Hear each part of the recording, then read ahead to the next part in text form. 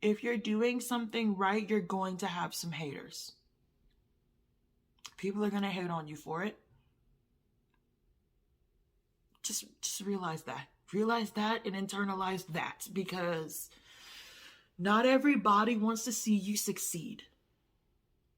Misery loves company.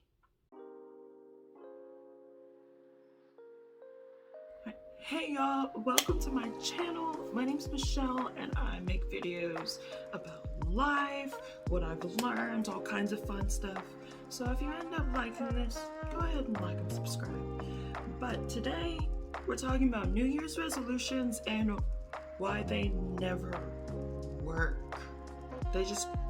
They don't work, and this is why I'm not setting them anymore, because they consistently and on a large scale stop working. And so I was getting my nails done. Look at my nails. Look at my nails.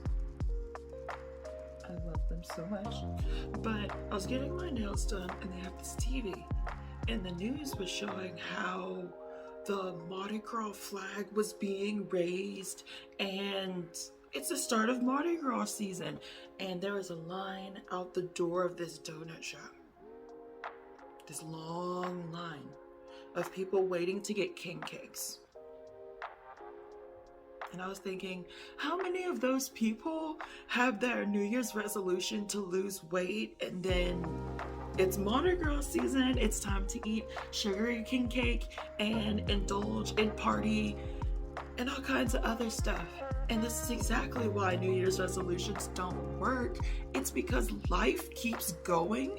The same things that trip you up every year are going to continue to trip you up. So if you're not actually setting a real goal, New Year's resolutions don't mean anything. It means that I'm gonna try to be better at this thing that I try to be better at every year, and then stop after 3 weeks. Let's not do that this year. The thing with New Year's resolutions is that they can start whenever, and that's why I'm posting this video days. I'm posting this like a week after New Year's. But New Year's resolutions are really just really badly set goals. That's all they are. So instead of doing your normal New Year's resolution saying, I want to quit smoking or I want to lose weight, let it not stop there. Like, don't just stop there. Be like, I want to lose weight. Okay, how do I do that? I need to cut the amount of food that I had been eating to a more reduced level. I need to reduce my calorie intake. I need to start moving my body. Okay, that's a start. But what habits do you need to form? What thoughts in your brain? What preconceived notions do you have to change in your brain in order to be successful at this? So you can't just say, I want to start working out, and then you go to the gym, you kind of look around at everything, completely overwhelmed because you don't know how to do any of these machines.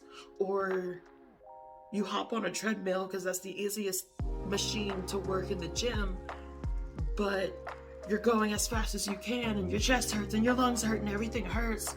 You're miserable there. You don't want to be there because it's too hard and everything's foreign and scary to you and all kinds of other stuff. No, you need to do research. You're on YouTube now. Find your fitness YouTubers. Find the people that look like you, because that's what your brain likes and adjusts to, people who look like you. And find somebody with the same body type as you. You can be overweight and still have the same body type as one of the fitness YouTubers that have been working out for 5, 10, 15 years. You need to research from people who have been successful at getting that goal. So if your goal, again, is to lose weight, you might want to find someone who had a huge weight loss transformation and now they have a fitness channel. Follow them. Look at their lifestyle. Look at the foods that they're eating. And if you're over here eating king cake, and I mean like a lot of king cake, because you can still have king cake and lose weight. You can still have your cake, you can still have your whatever and lose weight. You can. You just can't eat a whole one and expect that to be okay for you. No, stop. But anyway, what was I saying? Oh yeah. But yeah, find those people that have succeeded at what you want to do. Don't just say that you're gonna do it. Do your research, and then find the things that work for you. Again, we're just using the example of you losing weight because that's what I'm doing right now. I've been working on that for the last few months. It's kind of where I'm at. So you do your research, but you also have to remember, hey, if I haven't worked out in 6 months, a year, 2 years, 10 years, I'm not gonna be able to go in the gym, pick up a 50-pound barbell, and do 30 squats. You're a beginner. Even if back in the day, back in the glory days, you were this high school, college sports champion. Doesn't matter now. You're a beginner. Thing is though, you have a lot of knowledge already that you can use to your advantage. But your body doesn't know anything right now. So don't expect to go in the gym and be able to run 6 miles and do all of these reps at these high weights and you're gonna feel fine. No, you're gonna feel sore, and it's not even just a soreness, it's a pain. You're going to be in pain. And pain to your brain is bad pain. I hate this, cannot go back. So you might do it once, you might do it twice, you may go for a whole week, but you're gonna end up quitting because you're doing too much too fast. You're literally setting yourself up to get injured, so your brain tells you to stop doing it. Don't do it. Start slow. If going to the gym is such a pain and it takes such a long time, you don't have time out of your day, go for 15 minutes. 15 minutes a day. Hey, don't even do 15 minutes. Go in there and walk on the treadmill for 5 minutes. It will help you get used to putting on your clothes in the morning, getting up, putting on your workout clothes, and leaving out the door. And being there. Even that is something. It's something. If you don't go to a gym and you like to run outside, like me, I like to run outside. You don't have to sprint. You can do little baby steps. Thing is little baby steps still burns more calories than walking. So just keep going. Do what you can do. Focus on you. That's why you're there. You were there for you. You can't really compare yourself to people that have been working out their entire lives. You can't. Okay, I digress. Create your goal, research your goal, and then make small changes that get to where you want to go. When you make those small changes, it makes a huge difference, I promise. Like, for example, I just use me because I just recently lost 30 pounds. I was at 330, I'm at 300 now. I run 3.5 miles 3 to 5 times a week. It's usually 4, but 3 to 5 times. It really depends on what's going on. And I try to do my weight training like three times a week. Upper, core, and bottom, legs and glutes. And I lost 30 pounds. Yeah, that's where I'm at. And the small changes make the biggest difference. Changing your mindset is everything. when I tell you I was one of them people that was like, you can't tell me that just telling myself I can do something is going to work. Like, that was never going to work. It works. It works. Do it. Thing is you can't just tell yourself these things. You slowly, like, you have to make yourself believe it. Like, once you really start believing it, you'll start seeing a whole lot of differences. It's wild, it's kind of weird, but it does work. Your brain is very powerful. Okay. So we're talking about proper goal setting, and of course the first thing is to, like, make that decision. I did skip it, but the thing is that you're making the New Year's resolution, right? You've already decided that this is what you want to do. Then you research, you do your research, then you start making small changes. You also, while you're doing all of this, you want to write down everything and keep track of your progress.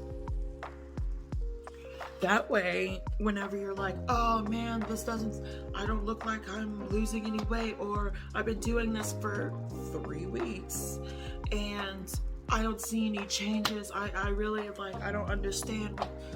Well, here's the thing. You see yourself every day. You literally see yourself every day. So you're not going to see yourself once at X and X weight, size, whatever, and then all of a sudden see yourself 3 weeks later and you see the difference. It's obvious to you. You see yourself progress, and therefore your brain is like, nothing changed. You might notice little things like, oh, my arm looks more toned, and like, oh, I can pick things up. But a lot of times we look in the mirror and we're like, why don't I see any difference? Especially if you're larger, you're one of the larger people. Nothing wrong with that. Cool. Just realize that since we have excess body fat, our muscular changes are not going to be as visible. They're not. They're not as physically visible for us. That's why it's important to take pictures, take videos, write things down, document what you're trying to do. Because when you document, that's when you start seeing changes.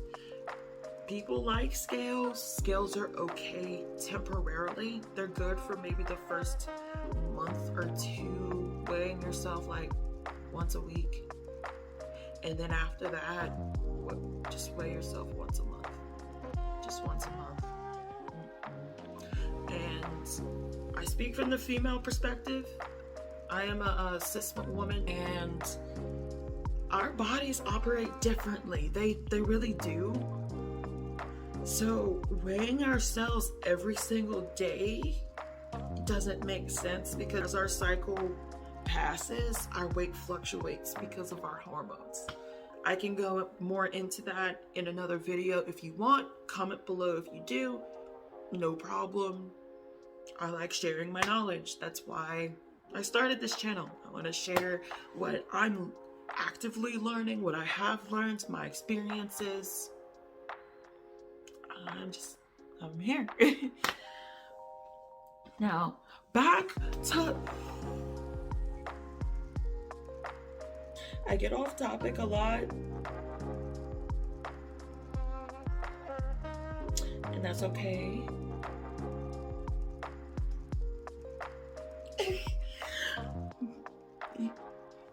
Y'all just gonna have to bear with me. Anyway, another common thing that people do when they set goals is telling someone, like having an accountability buddy, someone to help you with being held accountable. And this person is usually someone who's on the journey, same journey as you or a similar one, or someone who is in like a mentor role, They've done it, they've seen it done, they've helped countless people. They're here to help you. Not every single goal has the ability to have an accountability buddy. Not everybody can just tell somebody what they're doing. Like, a lot of goals, you kind of need to come up quietly because of the people that you're around. You can't tell just anybody that you're trying to do XYZ, like you're starting a business, but your best friend from childhood who recently failed a few of their own is telling you how pointless it is. It's not pointless. Even if you fail, you learn something, so it's not pointless. But you see what I mean? There's always going to be somebody to bring you down. There's always going to be somebody that'll hate on you. And if you're anyone like how I pretty recently was, like, I'm not even gonna lie, those things affect you, and you kind of take it and you end up believing it and you end up failing, and we wonder why told the wrong person, or we ended up believing what someone else said when we're just trying to do this ourselves. Like, we're just trying to live our lives, and they're over here being negative. They're over here putting you down. Don't internalize these things, and that's very hard to do. I'm not even gonna that's hard to do, not to take somebody else's suggestion and just, because that's all we've done since we were kids, is take somebody's suggestion and be like, oh, you're right. Some things you kind of need to keep quiet, or you kind of need to be aware of who you can tell what. Anyway, be careful who you tell your goals to, depending on what they are. Not even depending on what they are. Be careful of who you tell your goals to. Find someone who's on that same journey with you. You're going on the same path, or you're finding a mentor figure who has done this before. Because if you're doing something right, you're going to have some haters. People are going to hate on you for it. Just realize that. Realize that and internalize that, because not everybody wants to see you succeed. Misery loves company. Remember that. After all that, after you have made the decision, you made your New Year's resolution, okay, yes, and then you did your research, you're trying to make sustainable actions, because you can't do everything at once, trying to make small changes to get to your end goal. Cool. You have your accountability buddy, your mentor. You made sure to not absorb hate, but acknowledge that you're doing something right because of it. And now, and you've been tracking your progress. Good.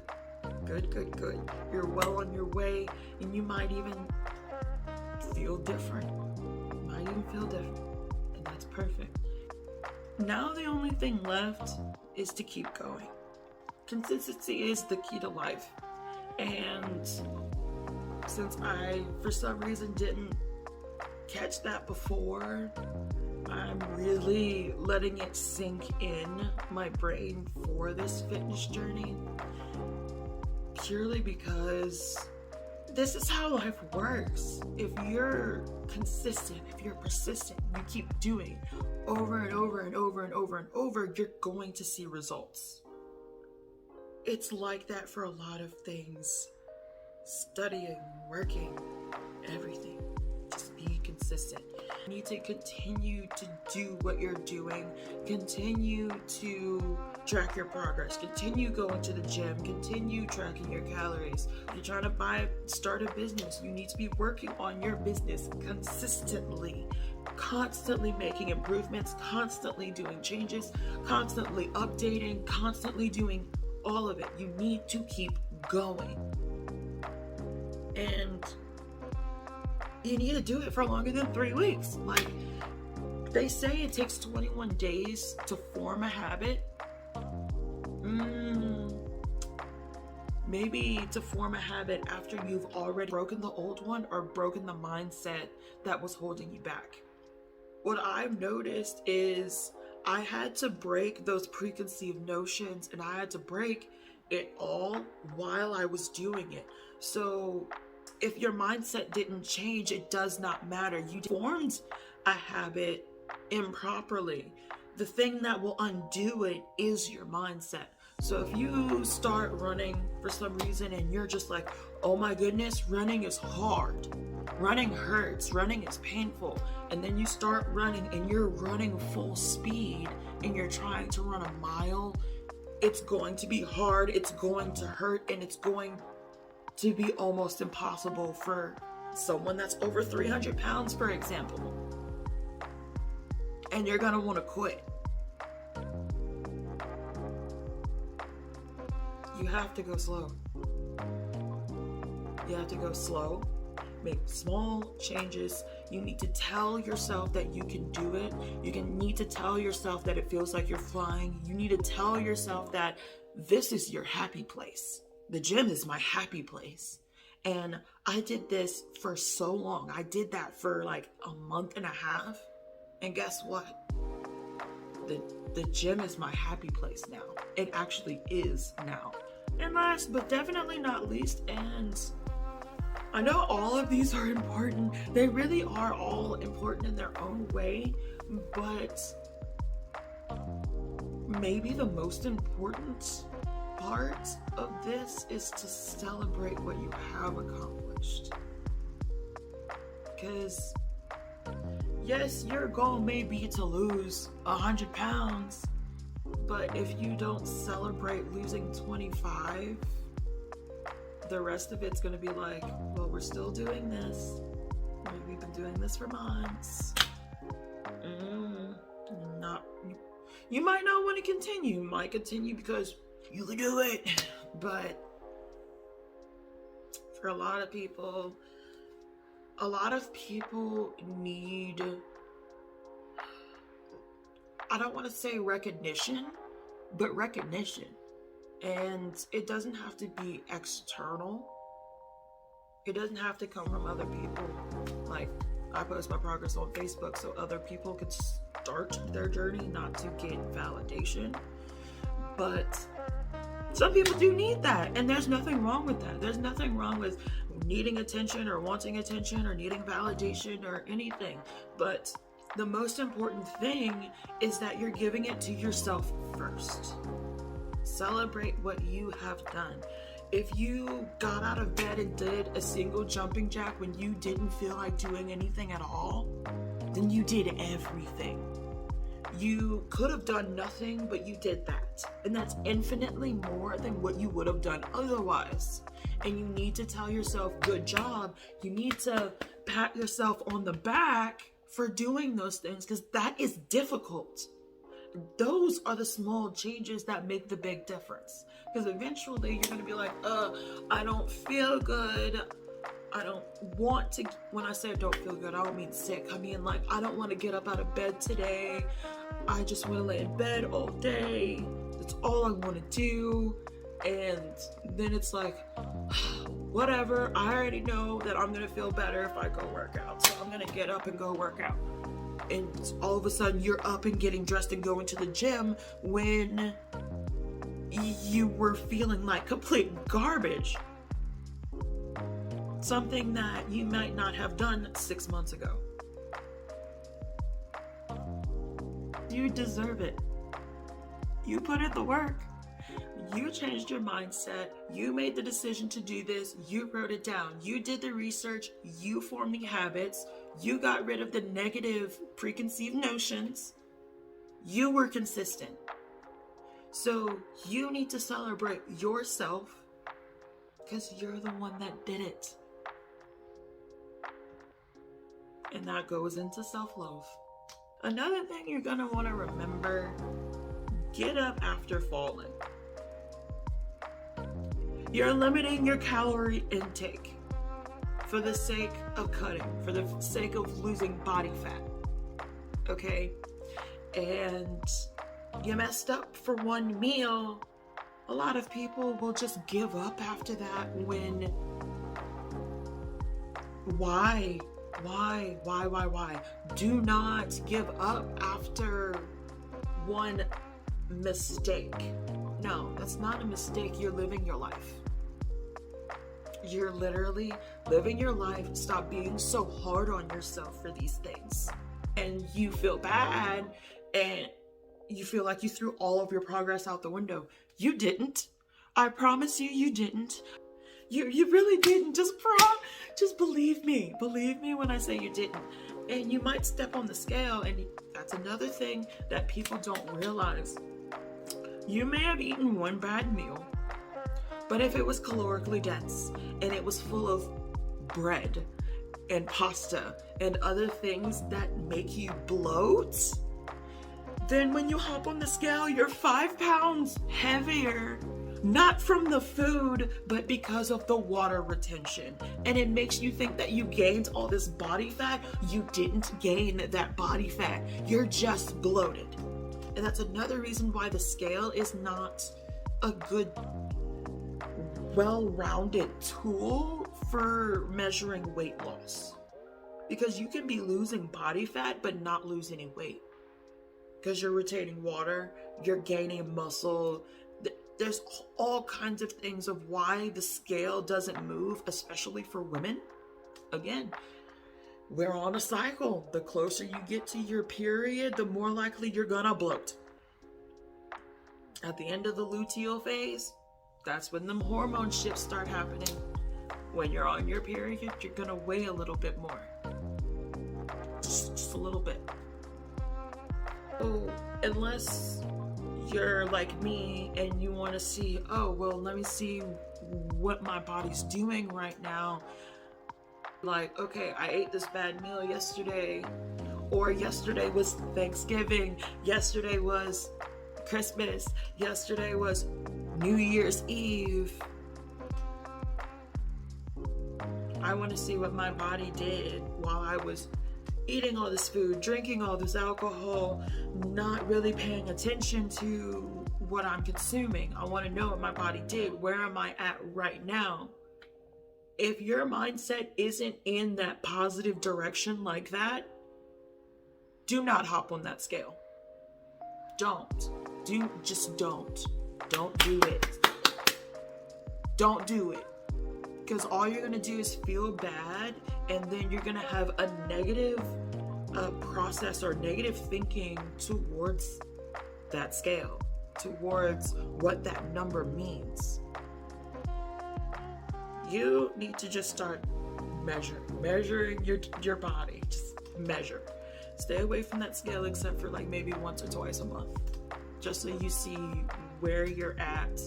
You're still gonna want to know how much you weigh because that's kind of part of the point, but measuring yourself is going to be a whole lot easier on the brain than trying to hit a certain number on a scale. But yeah, that's about it. This is how you're going to end up being successful for your real New Year's resolutions, for your real goals for 2023. Because just saying that you're going to do something does not mean you're going to do it. Especially if you have the same goals every year. That's about it.